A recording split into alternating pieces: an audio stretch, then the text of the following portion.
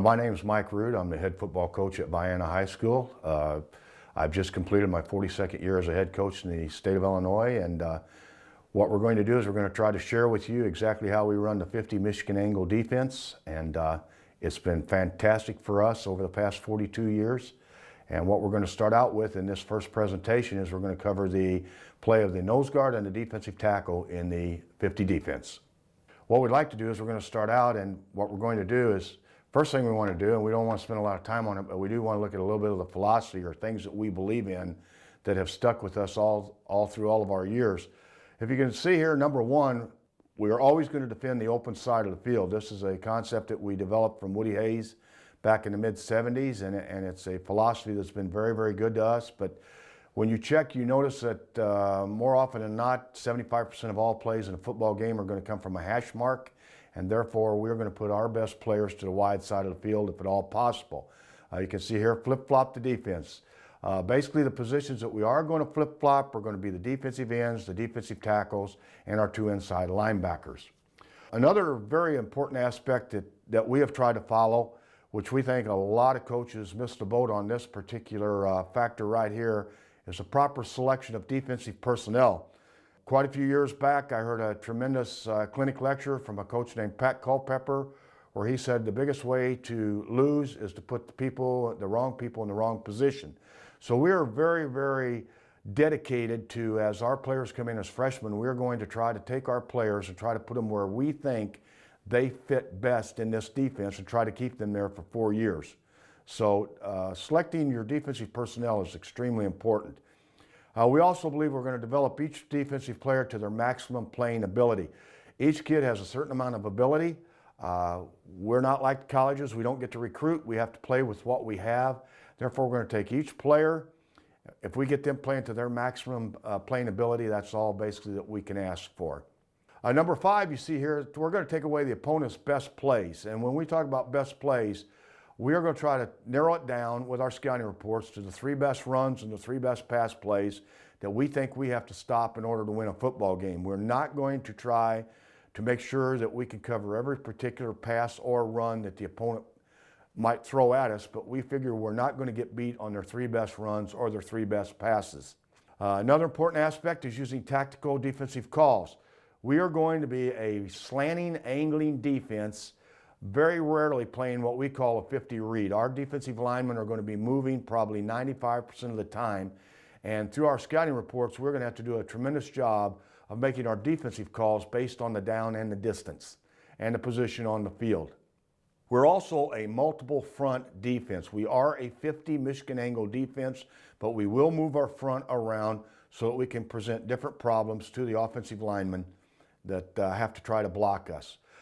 Number 8 is another factor we think is very important, and we believe that in order for our defense to try to operate on Friday night, our scout team has to do a tremendous job running the opponent's plays against us all week in practice. So we've put a big emphasis on our scout team kids really taking pride in trying to be the other team for 4 days during the course of the week, and that has helped us tremendously also. We have a teaching progression that we really try to follow when we're going to teach our nose guards or our defensive tackles, and we use the same progression pretty much on all defensive positions in our defense. You can see here, the first thing we're going to do is we're going to go up on the whiteboard, and we are actually going to diagram and go over everything exactly how we want our players to execute it. Then we're going to do a tremendous amount of film study, which our kids are going to do either during study halls, during their lunch period, or prior to practice. We incorporate what we call a pre-practice period, and during that pre-practice period we have one particular aspect of the practice that our coaches are going to work with their particular group of kids on. You can see on D, we believe very strongly in individual drills followed by group drills. I'm going to show you later how we go about a basic defensive practice, and you will notice that we do an awful lot of group drill and individual drill rather than team drill. What I've tried to do is I've tried to show you here some of the group drills that we possibly do, and I will get up on the whiteboard and show them a little bit later, but we do an inside drill, a perimeter drill, and a half-line drill that we do pretty much 2 days of the week with our defensive players. And then the last thing we're going to do is we're going to do team, but that will be the last thing and it'll be the shortest thing. This is an example of a defensive practice schedule that we would use, and we pretty much stay on the same format so our kids understand just exactly each day. They're not learning a different format each day. If you look at it here, you can see here that the main thing that I really want to emphasize is that when we get done with our specialty period, which you see ends at 8:50, when we start our individual period, that's 8:51 to 9:03, and then we go a water break, then we go a group period, and then we go another group period. And all I'm trying to do is emphasize to you here just how important it is if you look at the amount of minutes that we're spending on a defensive practice, how much is devoted to individual technique and group technique rather than simply getting out and scrimmaging 11 on 11. We think that's a waste of time for 22 kids to be out there just simply scrimmaging, and we cannot correct their techniques well enough. As you know, a lot of people understand we are a firm believer in the Alabama numbering system for defensive techniques. I think the biggest majority of coaches today use the Alabama technique system for defensive techniques. We're looking at our nose guard. We're talking about our 3 down people in our 50 defense in this presentation. We look at our nose guard. Our nose guard is going to play a 0 technique, which is head up on the center, a 1 technique, inside shoulder of a guard, a 2 technique, which would be head up on a guard, and we are going to shade our nose guard strong or weak. Our defensive tackles, on the other hand, their base technique is going to be a 5 technique, outside shoulder of the offensive tackle, 4 technique, head up on the offensive tackle, 3 technique, which is outside shoulder of the guard, and they will play a gap technique where they will get in a gap between the center and the guard, or they might get in the gap between the guard and the tackle. Very rarely will we play a 7 technique, which is on the inside shoulder of the tight end, but there are a few instances where our defensive tackle may have to play that, so we do work on it. We are also firm believers in the defensive theory of 5.5, 5.5, and then we simply draw a line down through the center. Anything that is on that line counts a half. Anything that's not on that line counts 1, and we make sure that if the offense has 5.5 on one side of the ball and 5.5 on the other side of the ball, we defensively have the same thing, 5.5 and 5.5. Next, we want to look at 5 defensive concepts that we build our defense on. Every drill and every minute of defensive practice are directed at one of the following 5 concepts. Our people are going to move with movement. We really want our kids to really be conscious of the down hand of the offensive player that they are playing over. And when that down hand moves, we want to move. We also want our kids delivering a blow. Defense is physical football, and our kids have got to understand that they're going to come off the ball and be very, very physical and deliver a blow. Their kids are going to be taught to fight pressure. Is the pressure coming from a guard? Is it coming from a tight end? Is it coming from the tackle? But where is your pressure coming from? And I will show you that later. We are going to pursue. The days are done where you can play the large kid that simply can hold his own, but he cannot run to the football. Today's defenses are built around 11 defensive players who can all pursue and run to the ball. Then we definitely want, when our kids get there, they have to understand that we want gang tackling. We want every player at the end of the game to be in the film in near the ball. Let's look at our nose guard. We call our nose guard, he is the junkyard dog of the defense. This kid is a unique kid. When we're looking for a nose guard in our defensive system, size is definitely not a factor. Now, hey, if we have a large player who has quickness, who is aggressive, that would be fantastic. More often than not, what we're going to do is we're looking for the boys in our wrestling program who are going to be 175 to 190 pounds, who have extreme quickness, very good on their hands and feet, and we will sacrifice size for quickness. But wrestlers make ideal nose guards in our 50 defense. We want a kid whose motor is running from whistle to whistle. We want that kid to be overly aggressive, so much so that we probably have to slow him down a little bit. And strength is definitely a factor, and we have our kids, just like everybody else, working in the weight room year-round. Let's look at our nose guard. Stance. We are going to play our nose guard out of a 4-point stance. His feet is going to be up under his shoulders. We want the shoulders parallel, and we want that 4-point stance. We figure once we put that other hand down on the ground, it levels our shoulders. I think a very important key as far as nose guard or even defensive tackles are concerned, The better you are, the closer you align to the ball. And I think a lot of young coaches don't take this into consideration. They just simply allow the kid to line up. He knows he lines up in a zero technique on the center, and they don't really check to see where is he as far in relationship to how close he is to the center or the ball. When we start our kids out as freshmen, they may be a yard off the ball. As I said, the better, the closer. Movement and blow, okay? When the ball moves, we expect our nose guard to move. We tell him the ball is right in front of you. There's no need to be off sides. And when that center starts to move that ball, you are going to attack him. We play the head of the center. We want our nose guard to get their hands on that center. And then we must get separation. Now, one of the biggest things for as far as a defensive lineman is concerned is what we call dead feet. And we work really, really hard with our nose guards and our defensive tackles. And once they make contact with that offensive player, their feet have got to keep moving. That's the only way they're going to get separation and get off the block. As far as our nose guard is concerned, his visual key is the center's head, and his pressure key is the guard. And I will show you that a little bit later when we go over exactly how we teach that to our nose guard and our defensive tackles. We believe strongly in teaching our defensive linemen the blocks that they're going to face. And one of the first things that we do, and we pick this up from our days coaching offense, we are going to put a blocker in a perfect block on our defensive player. And we want our defensive player to feel what it feels like to have that kid get the block on him. That's the only way he's going to understand how to get separation and get off the block. So we're going to take time to put the offensive blocker physically on our defensive player. Now, what's the center going to do to our nose guard? Well, first thing he's going to do, he's going to reach block us. He's going to try to get his head on our outside hip, and he's going to try to cut us off to the side that the ball is going to. Our center has got to understand we are going to do everything we possibly can to turn that center's body parallel to the line of scrimmage. That's the easiest way for us to get off the block. We're never going to let the center get his head past our hip. If he does, then we have to move our nose guard back off the ball a little bit, or we have to find a different player. Shoulders have to stay parallel. This is major. So many kids want to turn their shoulders and get sideways.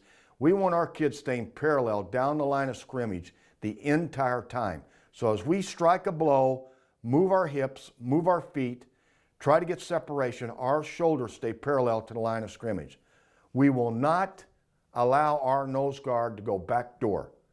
If we are in what we consider 50-read defense, our nose guard is going to have the front side A gap. The lazy nose guard, the slow kid, the kid that gets beat on the block will go back door, which is the easiest for him to do, and that defeats our purpose. The nose guard is going to get a center guard double team, okay? Now, the biggest thing is, if a kid is not taught exactly what to do, the first thing he's going to try to do is he is going to try to whip both blockers. In the leagues that we play, our nose guard is not going to defeat a center and a guard who are double teaming on him. We tell our nose guard, fight the pressure of only one block, and that will be the guard. He's got to dip his outside shoulder, and we want him to attempt to split the double team, which happens very, very rarely. He's never to stand up and fight both. And more often than not, we ask our kid to do a seat roll, simply sit down and pull one offensive lineman over the top of him, create a pile up, have two offensive blockers, have to take those two to defeat our nose guard, and that's going to free our linebacker up. Okay, the guards are going to pull. Now, they're going to pull two and they're going to pull away. So if your play side guard pulls, you try to get in his hip pocket and follow him. Be aware of a potential down block from an offensive tackle. Now, that's not going to happen a lot where a guard will pull and the tackle will come all the way down to the nose guard, but we are going to do that in practice so our player is aware of it, that it is a possibility of something that could happen. But the guard will take him to the play if he will just get in the hip pocket and follow him. As far as a pass block is concerned, we want a controlled rush from our nose guard. He's got to know whether he has the draw screen responsibilities. He's got to know his rushing lane for the quarterback. And he also has to understand if he cannot get to the quarterback, put your hands up and get in the throwing lanes. Okay, slanting technique. Our nose guard, as I stated earlier, our nose guard is going to slant probably 90% of all ball games, of all plays during the course of the ball game. And we have two slant techniques. And this is probably the most important drill for our nose guards is how to slant and how to redirect. Okay, what we're going to do is we're going to look at the drill that we basically, or the technique that we really try to teach our nose guard as far as slanting is concerned. And we have two types of slants, and I'm going to show you both of them. Our normal slant is not a normal technique that a lot of 50 defensive teams use. And what we're going to do is our nose guard will take a lateral step with his play side foot. He will rip his inside arm, and he will try to get north and south through the A gap, whichever A gap that he is slanting to. Now, the key thing is when we slant and we use that technique right there, if the ball is going the direction that we slant, then we are going to try to flatten out and we are going to try to pursue down the line of scrimmage to get to the football. The biggest thing and the most important thing I think as far as defensive nose guard technique is when the ball goes the other way. When the ball goes opposite of the way the nose guard is slanting, you'll have a lot of kids that will slant and then just stay right there. They're not going to pursue to the football because the football went away from them. So the hardest thing, or the thing that we work the hardest on, is if the ball were going to the right, in this particular instance right here, that center more than likely is going to be trying to reach the nose guard. This guard would be trying to cut off our nose guard. We expect our nose guard to slant, plant his foot, redirect, and come back down the line the opposite way that he slanted. We expect our other defensive people to force this ball carrier back in here somewhere, and this kid has the potential to make the tackle. Now, the other technique that we're going to use as far as our nose guard is concerned is what we call a slam technique. And this is the more typical Michigan 50 nose guard technique. We go the same scenario right here. We have our nose guard playing a zero technique on the center, and on the snap of the ball, that nose guard is going to step with his play side foot, and he's going to slant right for the V of the neck of the offensive guard. He is going to try to occupy this offensive guard to keep him from blocking on a linebacker who is on level 2. Now, that we call a slam technique. We're going to use a slam technique anytime we feel we need to keep the offensive guard off of our linebackers. We don't really like to use this technique because we believe if a kid is going in this direction and a play goes away from him, it is much more difficult to plant your foot and pursue and come back the other way. So we really like our first technique, our lateral step and up through the hole, better than we do the slam technique, but we will have both of these in for our nose guards and our tackles to use. Okay, what we're going to do now is we're going to look at some of the defensive calls that our nose guard has to know. This is the meat and potatoes of the calls that he will get in the huddle that affect him as far as what he's doing on defense. First of all, we angle and we slant. And there is a difference for us. Our nose guard has to understand that when he hears angle, he knows that he is slanting to strength. He is going to the A gap to strength. And for us, strength is going to be the two receiver side, not necessarily the tight end side. Our nose guard knows that when he hears slant, he is slanting away from strength, and he is going to the A gap, the weak A gap. But either way, he is going to an A gap. Now, it's very, very important that he not mess that up because if he goes to the wrong A gap, we're going to have two gaps that are going to be uncovered. He's also going to get a gap strong and a gap weak call. Now, when he gets a gap strong or a gap weak call, that's going to put him lining up in either the center guard gap to strength or the center guard gap away from strength. He's going to get a shade call. He's going to get a strong shade, and he's going to get a weak shade.